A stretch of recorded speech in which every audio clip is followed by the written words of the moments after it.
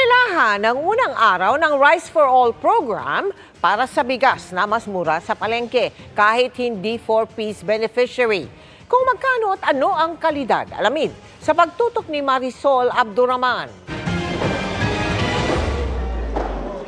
May benta ang tig 45 pesos kada kilo na bigas sa Kadiwa Store sa Bureau of Plant Industry sa San Andres, Maynila. Sabi ng mga mamimili, di hamak na mas mura ito kumpara sa palengke. Pwede rin itong mabili ng kahit na sino. Hindi tulad sa 29 pesos kada kilo na bigas sa mga Kadiwa Store na pili lang ang maaaring makabili. Pero hanggang 25 kilo lang ang pwede kada individual. It's a lot cheaper. Sa labas kasi 60 pesos. Sa labas nga nasa 45 to 55 pesos sa ngayon sa monitoring natin sa DA.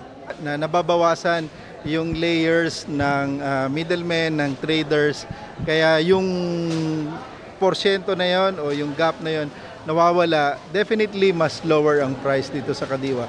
Kahit mura, tiniyak ng DA na maganda ang kalidad nito. Ito yung maganda na quality na commercial well-milled rice. Pero mas pinilahan pa rin ang ibinebentang 29 pesos kada kilo na bigas. Nakakatipid kahit paano.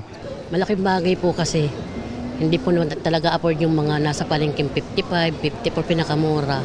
Ang 29 pesos kilo na bigas pwedeng bilhin ng vulnerable sector, gaya ng senior citizens at PWD, at limitado sa hanggang 5 kilo lang. Pagsisiguro ng Bureau of Plant Industry, magandang klase at ligtas ang bigas na ibinebenta sa mga Kadiwa Store. Mukhang malinis, wala namang dumi na kasama. And then as an additional na guarantee sa ating mga mamimili, ito ay ating tinetesting food safety sa microbiological contaminants, pesticide residues. Para sa GMA Integrated News, Marisol Abduraman, nakatuto 24 oras.